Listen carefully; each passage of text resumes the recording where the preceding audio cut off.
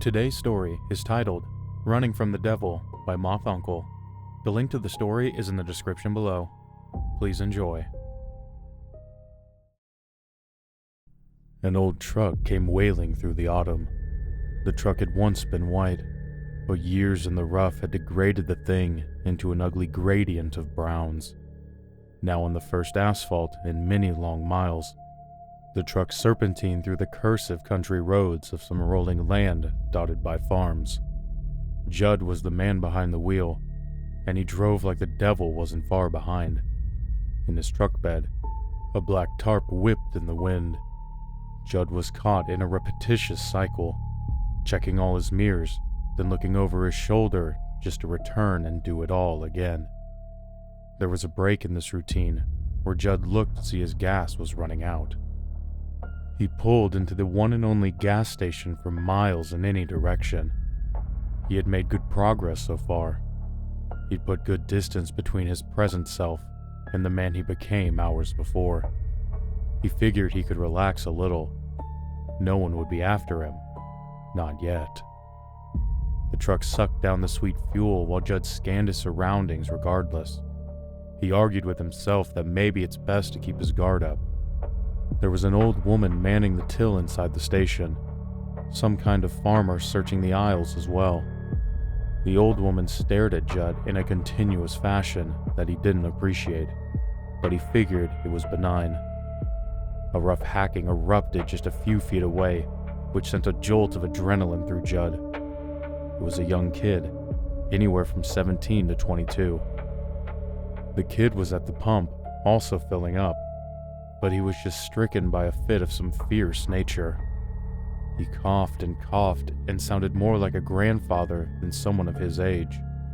It was wet and stressful. Judd flinched at the harshness of each croak. The truck was satiated. Judd's gas pump clicked loud and did no favors for his racing heart. He needed water. He had to have it soon. He did not want to leave his truck unattended, though. Judd waited for the hacking kid to drive off, and then ran inside to fetch water quickly. The old woman was in no hurry at all and wanted to know all about Judd. He pretended he didn't speak English to her, so he could get back to the truck, and so she had nothing to offer later on. A quick walk around the truck proved to Judd he was ready to take off again, and that is what he did. Southwest. That's where he was headed. Judd knew following the farm roads to their termination and then hopping on old dirt service roads after that would get him deeply embedded in the nowhere that he needed to reach. Judd listened to the radio as he retreated for two reasons. One was to gauge how far out he was based on the buzzing of the signal, and the other was to see if he'd made the news. He listened to the rich and warm voices on the political talk shows, the financial hour, the weather updates, and the late-night satire segments. No breaking news from where he had come. Good. Judd had to turn off the radio eventually, when during the late-night satire show, one of the co-hosts kept having to break to cough. First, it was a moment of levity, then of annoyance, then concern. The same wet hacking he'd heard from the boy at the station. Eventually, both hosts were coughing and laughing until they were just coughing, and then the radio went off. The land was now soaked in uncaring dark, and Judd drove through it alone. The tarp flapped endlessly, a constant reminder. Judd noticed pain resurging in his leg, and he turned on his dome light to see blood seeping up through his jeans. He pulled over to assess. He had suspected it would become a problem. He'd gotten himself pretty good earlier. It was a considerably deep gash he had suffered from an overzealous stab, a moment of weakness. On the horizon was a string of lights an unknowable distance away. The road led Judd to them. It was a tiny town with no apparent name. Just a few buildings, a bar, restaurant, gas station, post office, church, and another gas station. Not even a fast food place. Judd was getting hungry and growing weaker.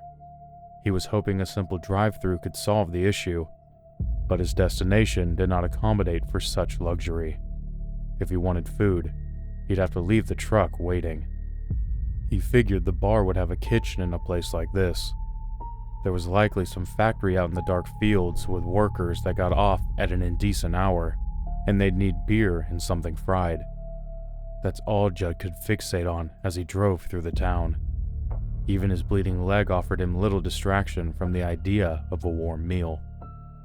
The truck sputtered in between some faded white lines outside the bar, and Judd collected himself as best he could. He tended to his throbbing leg and got it tidy enough. When Judd walked in, there was loud and intolerable music booming through damaged speakers. TVs were on, but the channels weren't working any good. There was a man asleep at the bar and no one else. Pans were heard crashing to the floor off in an unseen kitchen. Judd took a seat and waited. Not long after, coughing could be heard coming closer. Out from the kitchen's double doors bursted a large, scruffy man who was gasping in between merciless hacking. The man made eye contact with Judd, who looked back at him with eyes wide and helpless. No words were said. The man just leaned on the bar and coughed so hard that something in him faded away. A millisecond of stillness in the air before the man's legs gave out and his face smashed into the corner of the table. Judd screamed at him and tried to get him up and conscious. The man's face was partially caved in, his nose crushed and obscured behind a growing geyser of blood. The man was already dead somehow. Judd thought something in the man must have hemorrhaged or popped and killed him suddenly, but he didn't understand any of it. He noticed the sleeping man was unfazed from this racket, and then Judd put the pieces together. When Judd walked around to view the sleeping man's face, he saw a face of burst blood vessels and capillaries, with a continuous ropey string of blood dripping from every orifice. Before Judd could make sense of the scene, a constant honking from a car outside was fast approaching. He raced to the door just in time to see the honking sedan screech down the road and wrap around a telephone pole and spit the driver 40 feet out into the street. She had 1 or 2 coughs left in her as she died, looking like some spidery thing out there. Judd ran outside with a numbed mind. He looked at the carnage around him. In the distance, down a lonely alley, he could hear the echoing cough of another unlucky soul. Judd thought the country had been attacked by some foreign land, that all the negativity in the world had boiled over into a new era of warfare. As his body led him to the truck, his frenzied mind thought again and again when he would feel a scratch in his throat. The town was done. It had been ravaged by whatever invisible wave of misfortune had swept over it, or the countryside, or perhaps the country. Maybe even the world. The radio hosts from earlier were based in the very same city Judd was escaping from, and they had hacked all the same. Judd was confused why he had been spared for so long, from whatever this sickness was. His day had been chaotic enough before the spontaneous plague, however, and he knew panic was never the response to crisis. He kept driving on in search of perfect nothing, now for 2 reasons. Plans unchanged, Judd continued southwest. By this point in the night, the moon had come out and shone its false light across the land, which had gradually flattened out. The trees grew further apart. Judd passed by occasional homes and barns. Their exteriors looked untouched by the spreading sickness, but what tragedy lay inside? What was happening to the world? Maybe some kind of gas had spread through the air in random gusts, but Judd was never so lucky. He had stood in the same room and shared the same air as many who were gone now. Maybe it was some kind of aerial and fast-acting virus, and for whatever reason, Judd was immune to its wrath. The truck was a singular flicking candle in the dark country. Judd was alone with his thoughts and his actions. The tarp snapped relentlessly in the truck bed and reminded him of what he had done just hours before. Did it even matter anymore? Did he have to run? Maybe it'd be best to get to the place and then think about the state of the world, just in case. Judd was afraid to look under the tarp now. He dreaded the truth and the finality that lay underneath, the confirmation of depravity he held within himself, the demonstration of free will he exercised with his hands and his troubled mind. This is what he had chosen to make of his life back in that moment of weakness. He looked at his bleeding leg, and it was worse. Southwest. Just keep going, and all of the weight and all of the thoughts can be parsed through then. Deeper still into the night, the truck passed by an old cemetery, the kind that hasn't seen a new addition in generations. For some reason, on this night, there seemed to be multiple new additions being added. Someone had dug many holes for many bodies, but their trace was no more.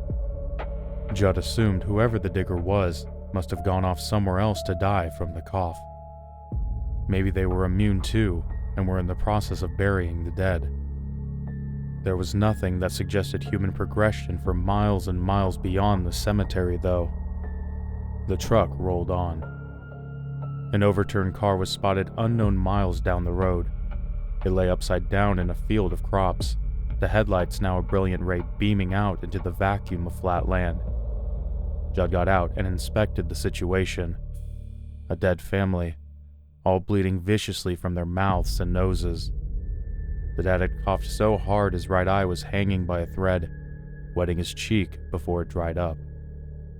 Everyone was just a mess of mortal flesh and bone. It didn't make sense to look at, even to Judd's trained eye. Judd drove on and took nothing from the car. There was nothing to take. It later caught fire, and Judd watched through his mirrors as the flames grew, knowing no one was coming to put it out. The inferno eventually disappeared into the distance. The country grew so desolate and remote that it was beginning to feel subterranean.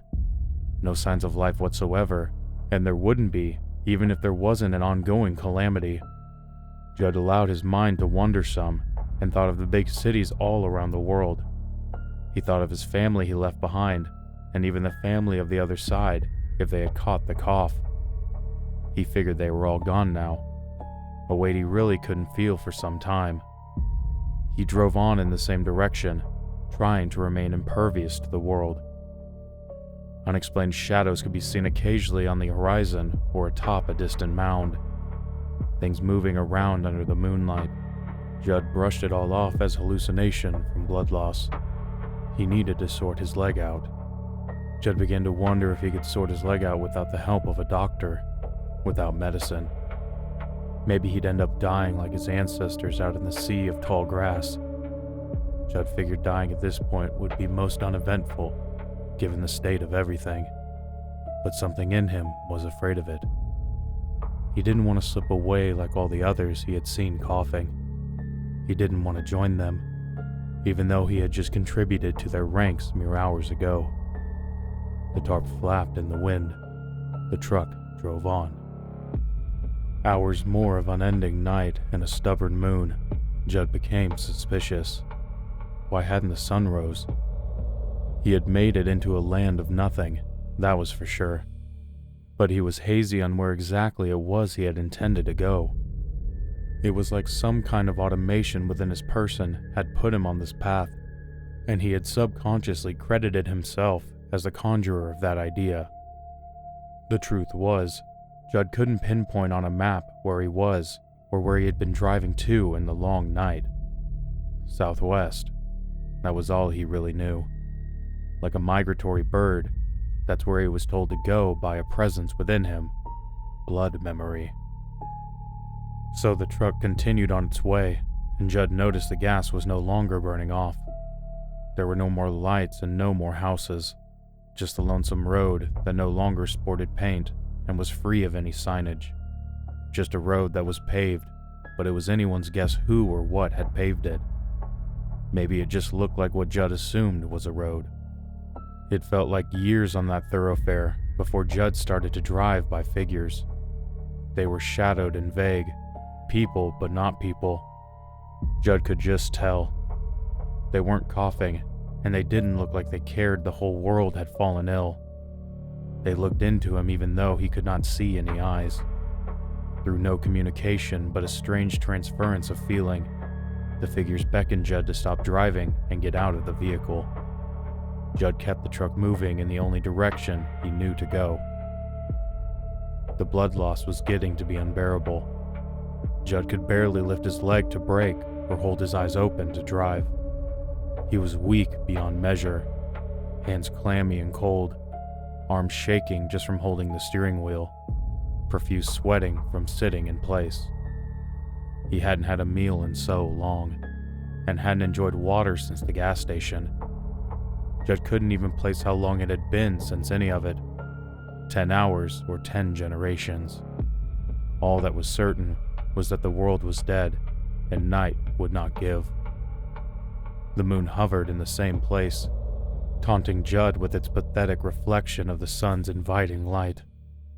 Somewhere else in the world was being baked in indefinite brightness, and Judd resented the sizzling corpses which decayed under that comforting warmth. Despite all of this rapid and dramatic change, Judd carried on, stuck in some stasis of following an objective. He just drove, and at some point, he never asked another question. It was a long, long time later in this delirium of near eternity when Judd finally broke the silence within himself and was ready. He now understood, in his own way, what he needed to do.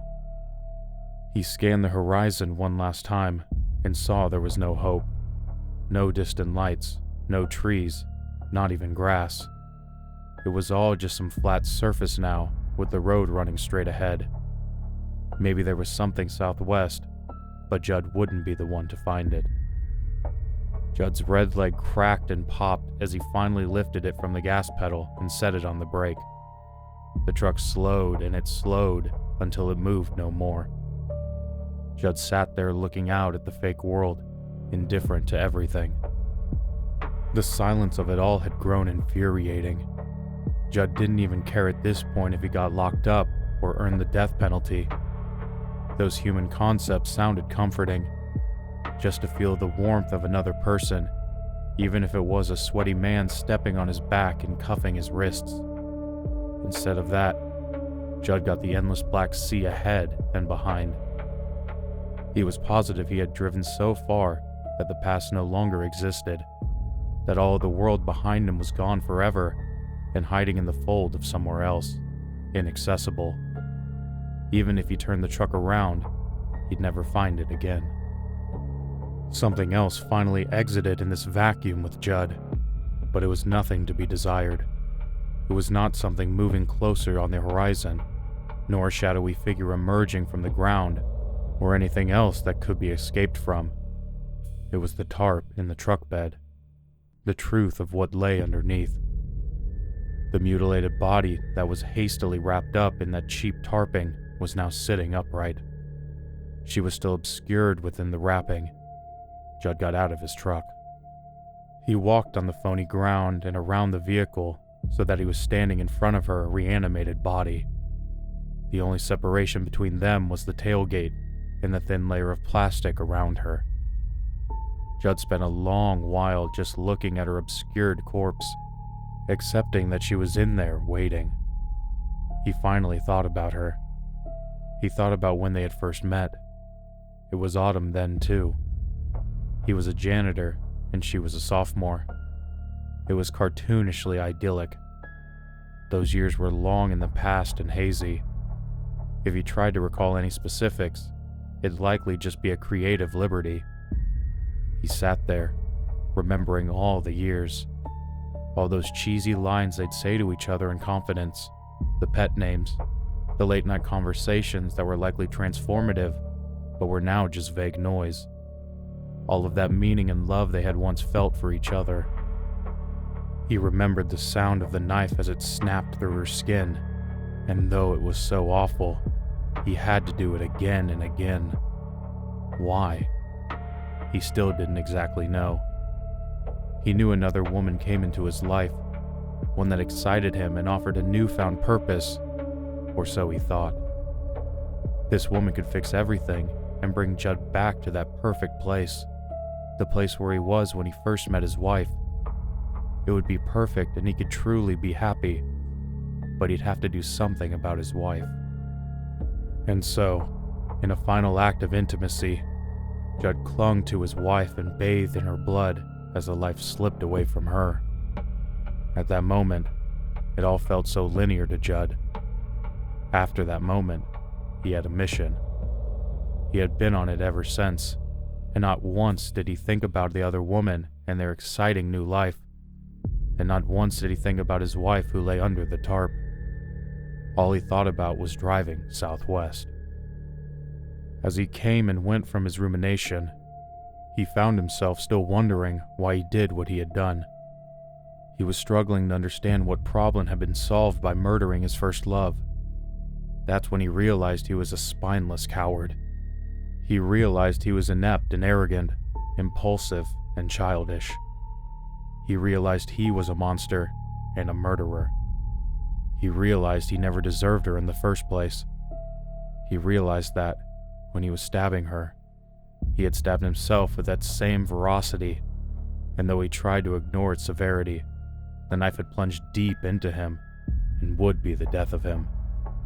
He would die from his very own hand, which also took her life.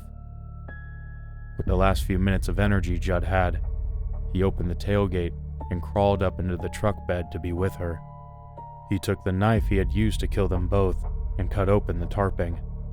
Ironically, he had taken great care to keep the blade from once again communicating with her. As he uncovered her, he did not know what to expect. She was dead, but for some reason, she now wasn't. Or somehow, her corpse had regained movement.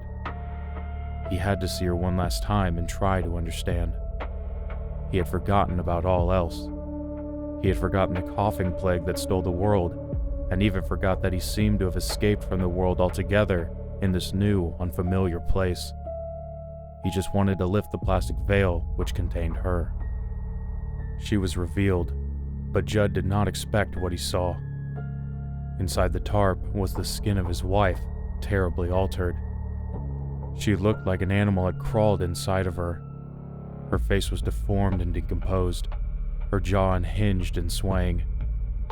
Her legs were some catastrophe of human feet, with an ugly hooved interjection that jutted out in awful ways. Judd couldn't make sense of it. He never was meant to. The only thing unchanged were her eyes, which looked into his. The same unique hazel and the characteristic freckles in her irises. The same gaze that used to look back at him with pure comfort and love. They were the last thing Judd ever understood or took pleasure in. He was offered no explanation or warning. Within a moment immeasurable by time, Judd was devoured.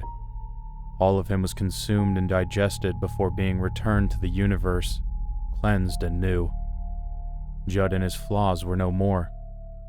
The energy which made up his being was now dispersed and off to its next chapter.